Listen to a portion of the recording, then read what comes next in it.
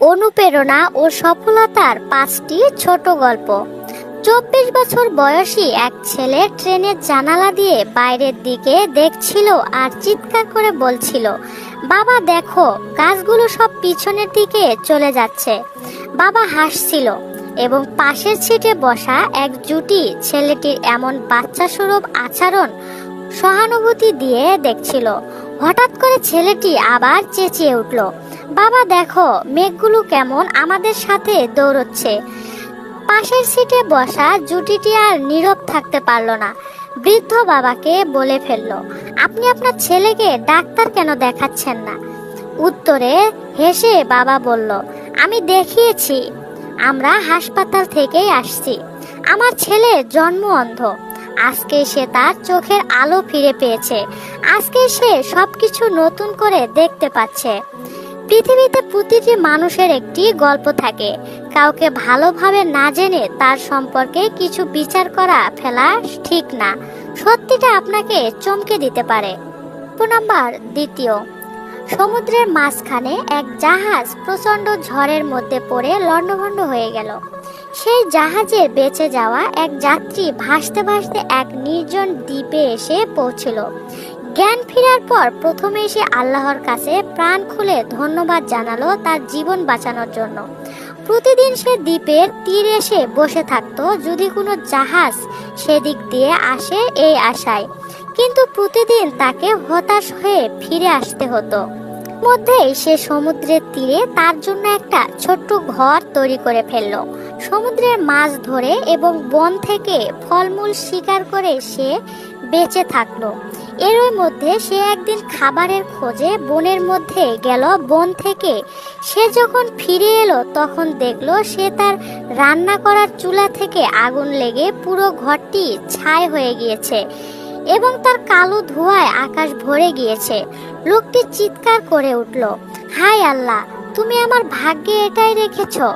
পরদিন সকালে এক জাহাজের আওয়াজে তার ঘুম ভাঙল। জাহাজটি সেই দ্বীপের দিকে তাকে উদ্ধার করার জন্য আসছিল। সে অবাক হয়ে বলল, তোমরা কিভাবে জানলে যে আমি এখানে আটকা পড়ে আছি? জাহাজের ক্যাপ্টেন জানালো, তোমার জ্বালানো ধোঁয়ার সংকেত দেখে। গল্প নাম্বার 3। একদিন এক বালক তার গুরুজনের কাছে গিয়ে জানতে চাইল, গুরুজি, আমি জীবনে কিভাবে সফল হতে পারি? গুরুজি মৃদু হাসলো এবং বললেন, তোমাকে একটি কাজ করতে হবে। একটি বাতাসের সাথে চলা পাতা আনো। বালক আশ্চর্য হয়ে জিজ্ঞেস করলো, বাতাসের সাথে উড়ে যাওয়া পাতাকে কিভাবে ধরবো? গুরুজি শান্তভাবে বলে উঠল, তোমার জীবনে অনেক সময় তোমাকে এমন সমস্যার সম্মুখীন হতে হবে যা সমাধান করা খুব কঠিন, কিন্তু তুমি চেষ্টা করতে থাকো। তোমার লক্ষ্য স্থির রাখো। বাতাসের মতো সমস্যা আসবেই, কিন্তু তুমি যদি ধৈর্য সহকারে চেষ্টা চালিয়ে যাও, একদিন সফলতা তোমার হাতে ধরা দেবে। বালক গুরুজির কথা বুঝলো এবং নিজেকে ধৈর্যশীল রাখার সিদ্ধান্ত নিল। গল্পের শিক্ষা হলো, সফলতার জন্য ধৈর্য এবং চেষ্টা অব্যাহত রাখা খুবই গুরুত্বপূর্ণ। নাম্বার 4। এক গ্রামে একজন বুদ্ধিমান বৃদ্ধ লোক বাস করতেন। গ্রামবাসীরা যখন কোনো সমস্যায় পড়তো তখন তার কাছে সমাধানের জন্য আসতো, কিন্তু একজন যুবক প্রায় প্রতিদিন একই সমস্যা নিয়ে আসতো।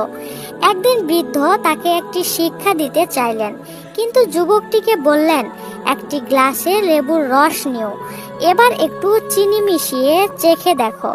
যুবক তাই করলো এবং বলল, এটা তো খুব টক। বৃদ্ধ মৃদু হাসলেন এবং বললেন, দেখো, জীবনেও অনেক সময় লেবুর মতো টক হতে পারে, কিন্তু তুমি যদি সেই টক স্বাদে একটু মিষ্টি মেশাতে পারো তবে জীবনও সুন্দর হয়ে উঠবে। প্রতিদিন একই সমস্যা নিয়ে কষ্ট পেয়ে লাভ নেই। সমস্যা মেনে নিয়ে তা থেকে ভালো কিছু শেখার চেষ্টা করো। যুবক বৃদ্ধের কথা বুঝলো এবং তার সমস্যাগুলোকে নতুনভাবে মোকাবিলা করার সিদ্ধান্ত নিল। গল্পের শিক্ষা হলো, জীবনের সমস্যাগুলো মেনে নিয়ে এগিয়ে যেতে হয়, আর তাতেই সফলতা আসে। গল্প নাম্বার 5। একজন রাজা ছিল যিনি তার রাজ্যের মানুষের জীবন উন্নত করার জন্য সবসময় চেষ্টা করতেন। একদিন তিনি রাজ্যে একটি বিশাল পাথর রেখে দিলেন রাস্তায় এবং লুকিয়ে দেখতে লাগলেন কিভাবে লোকজন এই পাথরের সাথে আচরণ করে।